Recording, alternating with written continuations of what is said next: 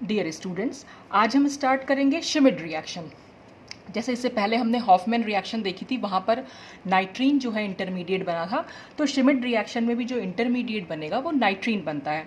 तो अब इसमें देखें, इसमें क्या होता है, यहाँ पर जो स्टेटमेंट आएगा इसका कि carboxylic acids and hydrazoic acid react in the presence of H2SO4 sulphuric acid to give amines. यहाँ पर भी एमीन्स बनती हैं, लेकिन जो सबस्ट्रेट लिया हमने यहाँ पर वो एसिड लेते हैं। ये in presence of acid H2SO4 sulphuric acid की प्रेजेंस में ये रिएक्शन होती है। कई बार लुइस एसिड की प्रेजेंस में भी रिएक्शन देखी गई है।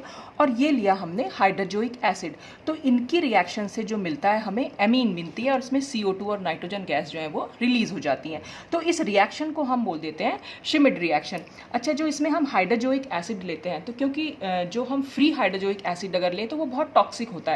तो एक्चुअली होता क्या है, यहाँ पर एसिड का जो सल्फ्यूरिक एसिड में सोल्यूशन है उसमें हम सोडियम एजाइड डाल देते हैं। तो धीरे धीरे करके जिसमें से वो बहुत स्लोली डाला जाता है, और ताकि उसमें से हमें हाइड्रोजोइक एसिड जो है वो मिल सके। तो उस रिएक्शन से हमें यहाँ पर हाइड्रोजोइक एसिड मिलता है। अच्छा, ये रिएक्शन एसिड के अलावा एल्डिहाइड और कीटोन्स में भी पाई जाती है। जैसे यहाँ पर अगर हम देखें, ये कीटोन की रिएक्शन, अगर कीटोन की रिएक्शन होती है तो वो हमेशा एमाइड फॉर्म करते हैं। और एल्डिहाइड की अगर रिएक्शन होती है तो उसमें मेजर कंपाउंड जो है वो नाइट्राइल मिलता है, और माइनर जो है वो N formyl derivative. N formyl derivative क्यों कह रहे हैं, क्योंकि नाइट्रोजन से ये फॉर्माइल ग्रुप, एल्डिहाइड ग्रुप को हम फॉर्माइल ग्रुप भी बोल देते हैं, तो इसलिए हम इसको एन फॉर्माइल डेरिवेटिव बोल रहे हैं। हालांकि बहुत सारी बुक्स में एल्डिहाइड के साथ सिर्फ नाइट्राइल ही दिखाया गया है, तो क्योंकि एज अ मेजर प्रोडक्ट तो सिर्फ वही बनता है, लेकिन इसमें एक माइनर प्रोडक्ट भी बन जाता है। अब कैसे बनेगा वो हम इसकी मैकेनिज्म में जाके देखेंगे। तो सबसे पहले तो हम देखेंगे कि एसिड के साथ इसकी रिएक्शन कैसे होती है और एसिड कैसे ये एमीन में चेंज हो जाती हैं। तो यहाँ पर आती है इसकी मैकेनिज्म। अब मैकेनिज्म में भी जो एसिड्स हम ले रहे हैं, एसिड्स भी यहाँ पर दो तरीके के एसिड्स हम यूज़ कर लेते हैं। अगर हमारे पास एसिड है स्टेरिकली हिंडर्ड, अब ये स्टेरिकली हिंडर्ड क्या मतलब हुआ, स्टेरिकली हिंडर्ड से मतलब ये होता है कि जो ये कार्बोक्सिलिक ग्रुप है और इससे जो R अटैच्ड है, अगर वो कोई बल्की ग्रुप है। फॉर एग्जांपल, अगर मैं मेसिटोइक एसिड की बात करूं, मेसिटोइक एसिड होता है ये, देखिए हम अगर मेसिटिलीन बनाते हैं तो मेसिटिलीन का फॉर्मूला हुआ ये, और अगर हम मेसिटोइक एसिड बनाना चाहें तो ये हो जाएगा मेसिटोइक एसिड। तो COOH से, क्योंकि ये पूरा बल्की ग्रुप, यहाँ पे CH3 ये सब कुछ इतना बल्की ग्रुप अटैच्ड है, तो यहाँ पर मैकेनिज्म डिफरेंट होगी, थोड़ा सा डिफरेंट होता है स्टार्टिंग में। और अगर स्टेरिकली हिंडर्ड ना हो जाए, इसके बाद अगर हम नेक्स्ट देखेंगे तो थोड़ी सी मैकेनिज्म स्टार्टिंग में थोड़ी सी डिफर करती है। तो अब इसमें होता क्या है, तो जो स्टेरिकली हिंडर्ड एसिड है वो एसाइल कैटायन बनाते हैं इन प्रेजेंस ऑफ H2SO4। अब कैसे बनता है वो हम यहाँ देखेंगे। देखिए नॉर्मली क्या होगा, अगर हम जैसे ये एसिड लिया, हमारा कोई कार्बोक्सिलिक एसिड लिया और हमने H2SO4 की प्रेजेंस में रिएक्शन कराई है, तो यहाँ पर H2SO4 है, इसका मतलब उसके पास H+ आयन है। अब ये H+ आयन है, तो यहाँ पर अगर कहीं पर भी कुछ इलेक्ट्रॉन डोनेटिंग उसे कोई स्पीशीज़ दिखाई दे रही होगी तो इलेक्ट्रॉन वो अपने इस H+ को दे देगा। तो यहाँ पर अगर आप देखें तो ऑक्सीजन के पास भी लोन पेयर ऑफ इलेक्ट्रॉन है और इस वाली ऑक्सीजन के पास भी लोन पेयर ऑफ इलेक्ट्रॉन है।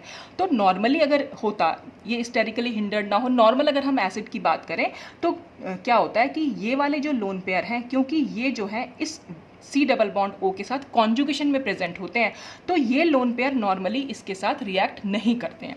देखिए यहाँ पर हम कॉन्जुगेशन कैसे दिखा सकते हैं, अगर हम इस लोन पेयर को यहाँ शिफ्ट कर देंगे तो C और OH के बीच में डबल बॉन्ड आ जाएगा और फिर ये डबल बॉन्ड जो है ऑक्सीजन पर शिफ्ट होकर माइनस चार्ज बना लेगा। तो क्योंकि ये इलेक्ट्रॉन्स जो है डीलोकेलाइजेशन में यूज़ हो रहे हैं, तो इसलिए कह सकते हैं कि ये इलेक्ट्रॉन यहाँ पर डोनेट नहीं होते। लेकिन अगर ये R कोई बल्की ग्रुप होता है तो बल्की ग्रुप की वजह से इनका डीलोकेलाइजेशन नहीं हो पाता।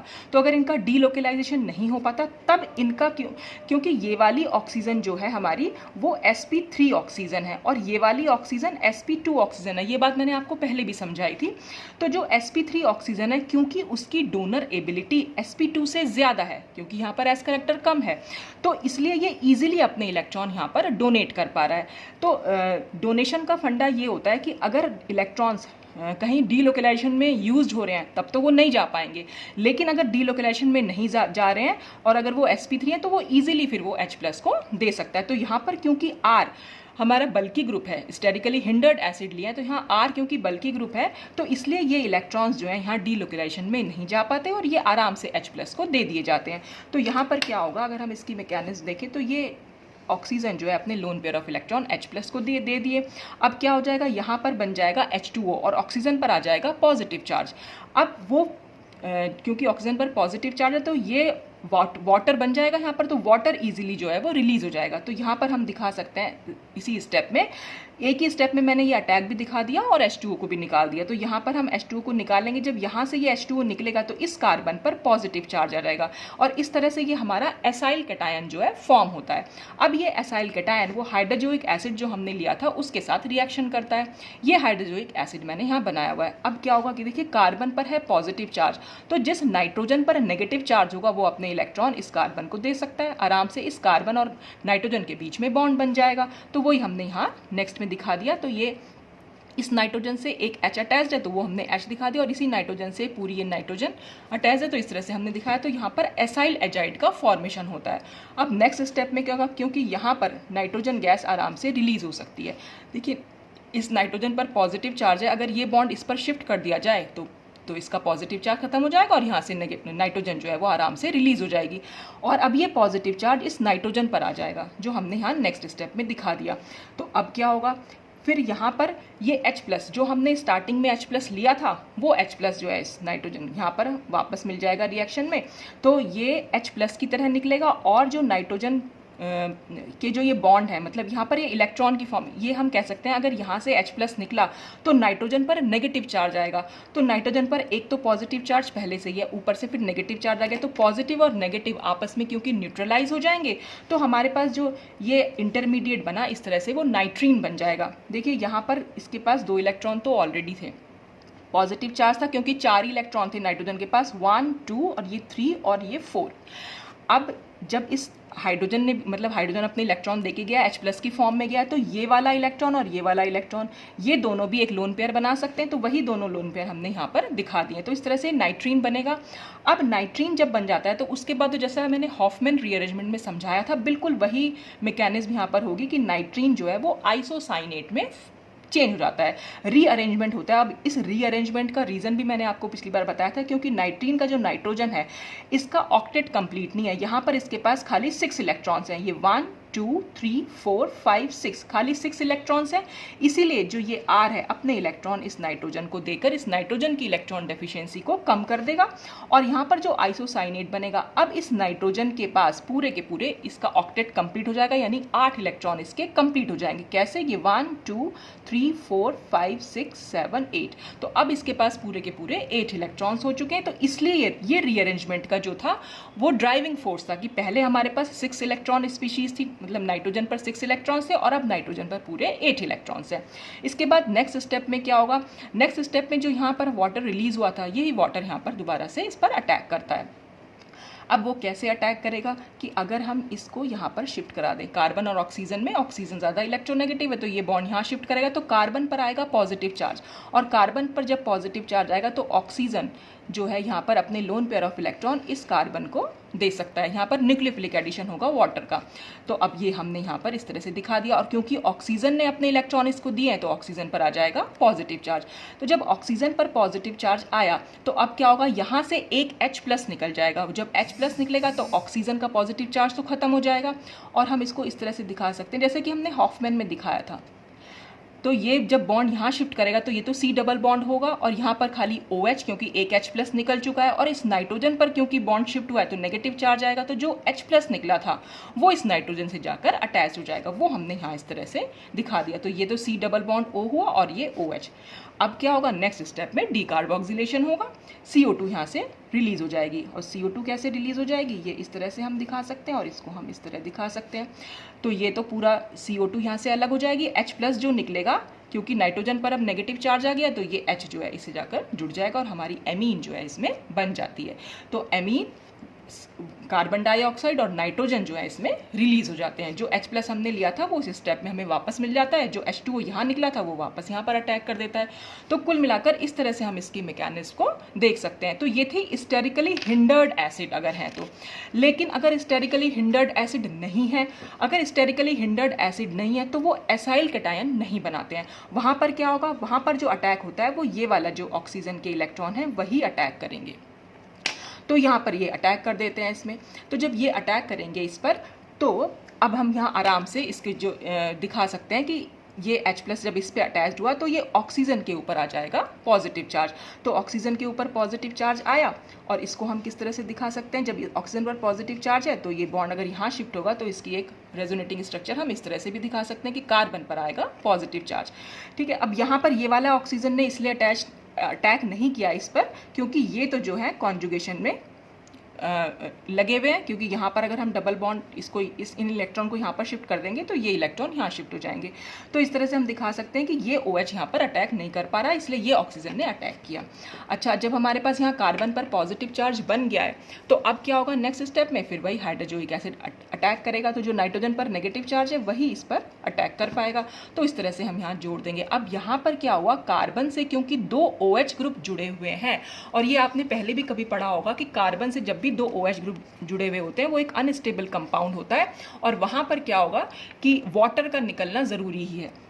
तो यहाँ से ये वाटर निकलेगा। वाटर निकलेगा कैसे, यहाँ से तो ये H+ निकलेगा और ये OH- निकलेगा। तो जब ये H+ निकलेगा तो ऑक्सीजन पर नेगेटिव चार्ज आएगा। जब ऑक्सीजन पर नेगेटिव चार्ज आएगा तो वो नेगेटिव चार्ज जो है यहाँ पर शिफ्ट हो जाएगा, तो ये C डबल बॉन्ड O में चेंज हो जाएगा, और ये जो OH है यहाँ से निकल जाएगा। तो ये हमने यहाँ दिखाई दिया है इस तरह से। तो ये H2O यहाँ से निकलता हुआ दिखाया, बाकी सब कुछ वैसा का वैसा ही रहा। तो एसाइल एजाइड यहाँ पर फॉर्म हो जाएगा। एसाइल एजाइड जैसे पहले बार फॉर्म हुआ था, उसके बाद वाले सारे स्टेप इसमें सेम रहेंगे जैसे हमने स्टेरिकली हिंडर्ड एसिड के लिए किया था, बिल्कुल सेम स्टेप चलेंगे। बस ये स्टार्टिंग वाला स्टेप जो था वो चेंज था, क्योंकि इसमें एसाइल कैटायन नहीं बन पाता, क्योंकि यहाँ पर जो वो बल्की ग्रुप यहाँ पर कोई अटैच्ड ही नहीं है, तो बल्की ग्रुप अटैच नहीं है तो ईजिली यहाँ पर इस ऑक्सीजन के लोन पेयर ऑफ इलेक्ट्रॉन का डीलोकलाइजेशन हो सकता है। तो ये अवेलेबल ही नहीं है H+ के लिए, तो ये जो ऑक्सीजन के इलेक्ट्रॉन है वही इस पर अटैक करेंगे। तो जो ये एसाइल एजाइड बना, अब फिर से वही स्टेप है कि नाइट्रोजन यहाँ पर रिलीज हो जाएगी। नाइट्रोजन जब निकलेगी तो इस नाइट्रोजन पर पॉजिटिव चार्ज आएगा, और ये पॉजिटिव चार्ज फिर से ये H+ यहाँ से निकल जाएगा। तो नाइट्रोजन के ऊपर अब नेगेटिव चार्ज आएगा, तो पॉजिटिव और नेगेटिव आपस में न्यूट्रलाइज हो जाएंगे और हमारी नाइट्रीन जो है वो फॉर्म हो जाएगी। उसके बाद फिर वैसे ही रीअरेंजमेंट होगा। ये रीअरेंजमेंट हमने यहाँ दिखा दिया, आइसोसाइनेट बनेगा। आइसोसाइनेट फिर वैसे ही वाटर जो है अगर हम इसको यहाँ शिफ्ट कराएंगे तो वाटर जो है इस कार्बन पर अटैक करेगा, और इस कार्बन पर अटैक करने से फिर हमारे पास वही स्पीशीज़ आ जाएगी। तो ये OH2 हो गया। अब यहाँ से फिर से एक H+ निकलेगा, और H+ निकलेगा, और ये हम इस तरह से यहाँ इसको दिखा सकते हैं, क्योंकि नाइट्रोजन के ऊपर अब नेगेटिव चार्ज चला गया है, तो जो H+ निकला वो इस नाइट्रोजन से अटैच हो जाएगा, और फिर यहाँ पर CO2 जो है हम निकाल के दिखा सकते हैं, जैसे पहले स्टेप में हुआ था, और जैसे हॉफमैन में भी सेम ऐसा ही स्टेप चला था। तो ये तो सारे स्टेप्स यहाँ इसके बाद नाइट्रीन के बाद सेम स्टेप्स होते हैं। तो एमीन क्योंकि बनना होता है तो ये एमीन इस तरह से यहाँ पर फॉर्म हो जाएगी।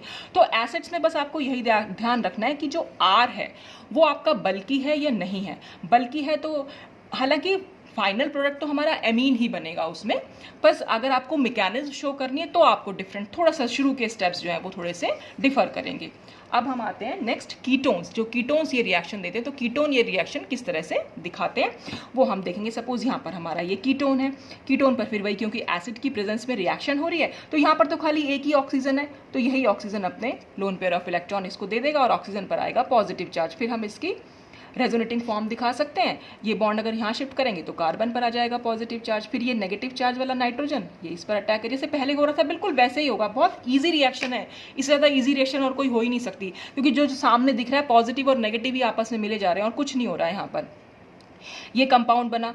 अब ये जो कंपाउंड बना इसमें से हमें वाटर को रिलीज करना है। वाटर कहाँ से रिलीज होगा, जहाँ पर H और OH होंगे, और H और OH तो हमें यहीं दिखाई दे रहे हैं, नाइट्रोजन से जुड़ा हुआ है एक, तो ये इस तरह से यहाँ दिखा सकते हैं कि अगर हम यहाँ से H+ निकाल देंगे तो जब H+ निकालेंगे तो नाइट्रोजन पर नेगेटिव चार्ज आएगा, वो नेगेटिव चार्ज को हम यहाँ शिफ्ट कर सकते हैं, और जब यहाँ शिफ्ट करेंगे तो कार्बन की वैलेंसी को पूरा करने के लिए इस OH को निकलना ही पड़ेगा, तो ये OH यहाँ से निकल जाता है। तो चाहे तो आप बॉन्ड को यहाँ शिफ्ट करके दिखा दीजिए, चाहे नाइट्रोजन के ऊपर पहले नेगेटिव चार्ज बना के फिर इसको यहाँ शिफ्ट कर दीजिए, कैसे भी कर सकते हैं। तो वाटर यहाँ से रिलीज हो जाएगा। तो जब वाटर रिलीज होगा तो हमारे पास जो स्पीशीज आएगी, कार्बन से 2 R जुड़े हुए हैं, कार्बन और नाइट्रोजन के बीच में डबल बॉन्ड आया है, और इससे ये नाइट्रोजन गैस जो है यहाँ पर, मतलब अभी जब गैस बनेगी आगे वाले स्टेप में तो वो हम यहाँ दिखा सकते हैं। अब ये गैस जो है यहाँ से रिलीज हो जाएगी।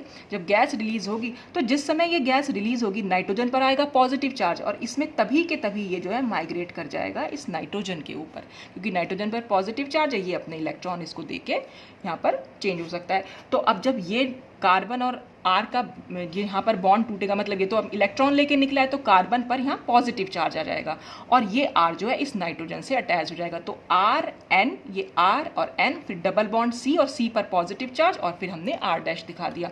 फिर से अब हम क्या दिखा सकते हैं यहाँ पर, क्योंकि कार्बन पर पॉजिटिव चार्ज है तो फिर वही न्यूक्लियोफिलिक अटैक हो जाएगा, वाटर ने ऑक्सीजन के ऊपर किया तो ये हमारे पास ROH2। अब क्योंकि ऑक्सीजन के ऊपर पॉजिटिव चार्ज है तो यहाँ से एक H+ जो है निकल जाएगा, तो जैसे ही H+ निकलेगा ये OH2 की जगह ऑक्सीजन का तो पॉजिटिव चार्ज खत्म हो जाएगा और OH बन जाएगा और ये बनी एक इनोल फॉर्म। और इनोल फॉर्म को हम हमेशा कीटो फॉर्म में चेंज करते हैं, तो यहाँ पर वो चेंज कर देंगे। कैसे चेंज करेंगे? ऑक्सीजन के ऊपर क्योंकि लोन पेयर ऑफ इलेक्ट्रॉन है, ये यहाँ पर शिफ्ट होंगे और ये यहाँ शिफ्ट होगा। तो जैसे ही ये इलेक्ट्रॉन यहाँ पर शिफ्ट होंगे ऑक्सीजन के ऊपर आएगा पॉजिटिव चार्ज, ऑक्सीजन अपने पॉजिटिव चार्ज को दूर तो करेगा तो इसलिए H+ यहाँ से निकलेगा। जब H+ निकलेगा तो क्योंकि इस नाइट्रोजन पर बॉन्ड शिफ्ट हुआ है, नेगेटिव चार्ज आया, तो वो H+ जो है इस नाइट्रोजन से जाकर जुड़ जाएगा। तो इस तरह से यहाँ पर ये एमाइड, ये कीटो फॉर्म बनी तो ये एक एमाइड यहाँ पर फॉर्म होके आ जाता है। तो कीटोन्स के केस में हम इस तरह से इसकी मैकेनिक्स को देख सकते हैं। तो बहुत इजी स्टेप्स हैं। और अगर हमें एल्डिहाइड करना है तो एल्डिहाइड में हमें क्या करना पड़ेगा, बस एक R डैश की जगह हमें सिर्फ हाइड्रोजन को अटैच करना है, लेकिन थोड़ा सा वहाँ पर चेंज होगी मैकेनिज्म में। देखिए क्या होता है, चलता तो बिल्कुल ऐसे ही है, सिर्फ माइग्रेशन के समय हमें थोड़ा सा ध्यान रखना पड़ेगा इसमें।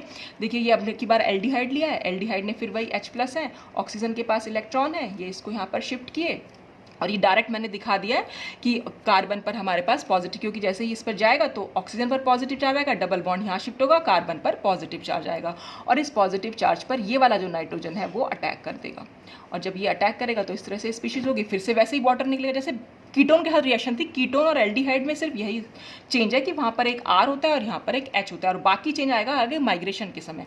फिर से H2O निकलेगा, ये वाला H यहाँ बॉन्ड यहाँ शिफ्ट करा देंगे, H+ निकलेगा और ये OH निकलेगा, तो H2O यहाँ से रिलीज हो जाएगा। अब ये जब यहाँ ये नाइट्रोजन रिलीज होगी तो यहाँ से R भी माइग्रेट कर सकता है और H भी माइग्रेट कर सकता है। तो यहाँ पर हम देखते हैं माइग्रेटरी एप्टीट्यूड।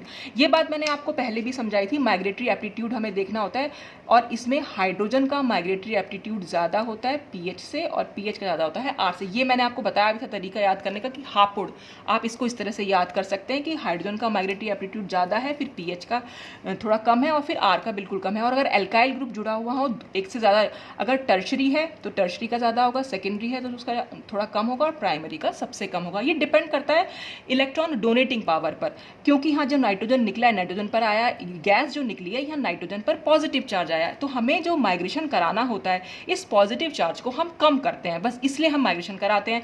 तो जिस पर भी इलेक्ट्रॉन डेंसिटी ज़्यादा होगी बस वो ज़्यादा अच्छे इलेक्ट्रॉन डोनेट कर पाएगा, वो इसका इलेक्ट्रॉन डेफिशिएंसी को उतना कम कर पाएगा, क्योंकि हाइड्रोजन का साइज़ तो बहुत छोटा होता है, इसलिए स्मॉल साइज़ पे इलेक्ट्रॉन डेंसिटी काफ़ी ज़्यादा होती है, तो इसलिए हाइड्रोजन का ज़्यादा होता है।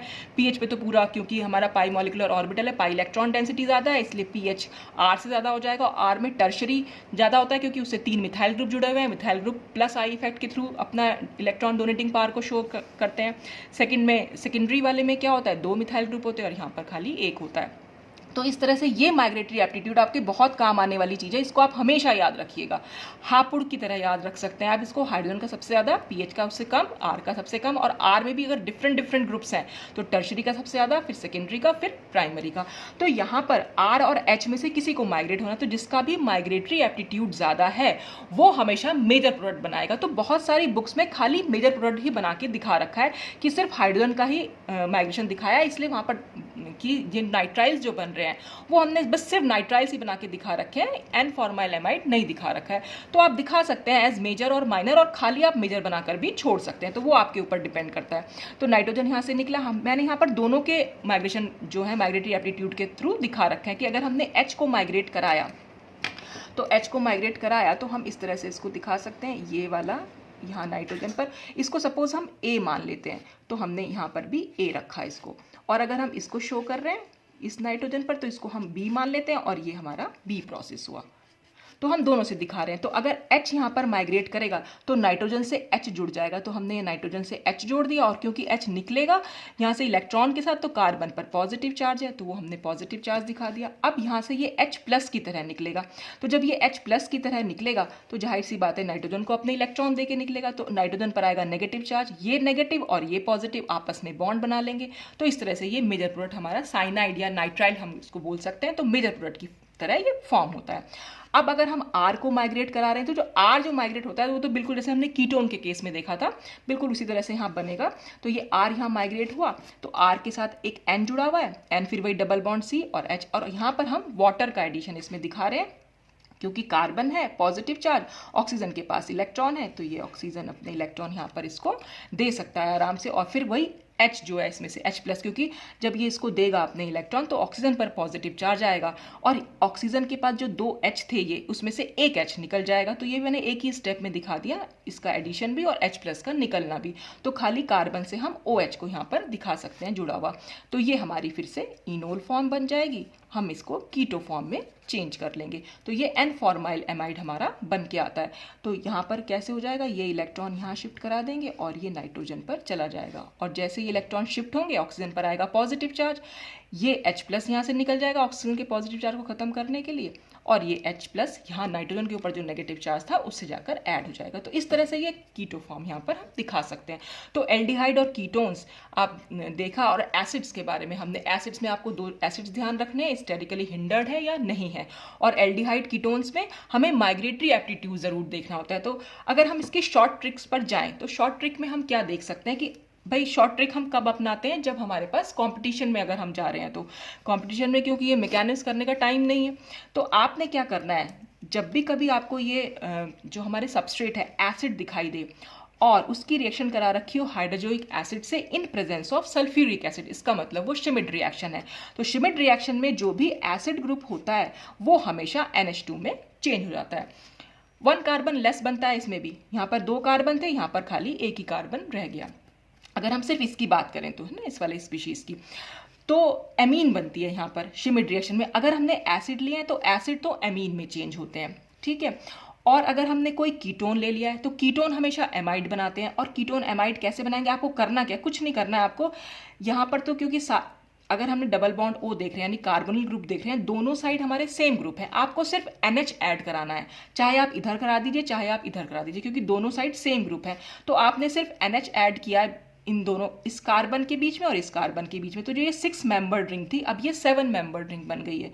ये देख रहे हैं नाइट्रोजन को अगर हम काउंट करें, ये 1, ये 2, 3, 4, 5, 6 और ये 7। तो आपको सिर्फ NH ऐड करना है। अच्छा, अब अगर कभी ऐसा हो कि जो कीटोनिक ग्रुप है उससे दोनों ही डिफरेंट ग्रुप जुड़े हुए हैं, तो फिर से आपको सिर्फ माइग्रेटरी एप्टीट्यूड देखना है। जिसका भी माइग्रेटरी एप्टीट्यूड ज्यादा होगा उस साइड आपको NH जोड़ देना। जैसे Me और PH में एल्काइल ग्रुप हो गया Me तो, और PH तो है ही फिनाइल ग्रुप हमारा। तो क्योंकि मैंने अभी आपको यहाँ बताया भी था कि एल्काइल ग्रुप से ज़्यादा माइग्रेटरी एप्टीट्यूड फिनाइल ग्रुप का होता है, इसलिए आप फिनाइल की साइड NH जोड़ देंगे। तो हमारा कंपाउंड क्या बनेगा, PH, PH के बाद NH, NH के बाद C डबल बॉन्ड O और C डबल बॉन्ड O से जुड़ा हुआ है Me। तो वही हमने यहाँ दिखा रखा है, PH के साथ NH दिखा दिया, NH के साथ C डबल बॉन्ड O और C डबल बॉन्ड O से Me जुड़ा हुआ है। तो जिसका भी माइग्रेटरी एप्टीट्यूड ज़्यादा है बस आप उस साइड NH जोड़ देंगे। और अगर आपने एल्डिहाइड लिया है तो क्योंकि वहाँ पर हमें मेजर प्रोडक्ट ही दिखाना होता है, तो बस आपने क्या करना है, बस CHO की जगह आपने CN कर देना है या नाइट्राइल ग्रुप को दिखा देना है। जो एल्डिहाइडिक ग्रुप था वो नाइट्राइल या फॉर्माइल ग्रुप जो था वो नाइट्राइल ग्रुप में यहाँ पर चेंज करके दिखा देना। तो बहुत ईजी सी रिएक्शन है, कोई बहुत ज़्यादा मुश्किल नहीं है। और सभी में इसमें पहले हॉफमैन जो हमने डिस्कस किया था उसमें भी नाइट्रीन बनी थी। अब आगे मैं इसके बाद हम कर्टियस रीअरेंजमेंट शुरू करेंगे, वहाँ पर भी आप देखेंगे कि ये नाइट्रीन ही जो है इंटरमीडिएट की तरह बनती है। तो सब रिएक्शन काफ़ी हद तक सिमिलर सी हैं, तो बहुत ईजी रिएक्शंस भी हैं, आराम से आपको याद हो सकती हैं। तो आज के लिए तो बस इतना ही, नेक्स्ट वीडियो में हम कर्टियस रिएक्शन के साथ मिलेंगे। Thanks for watching.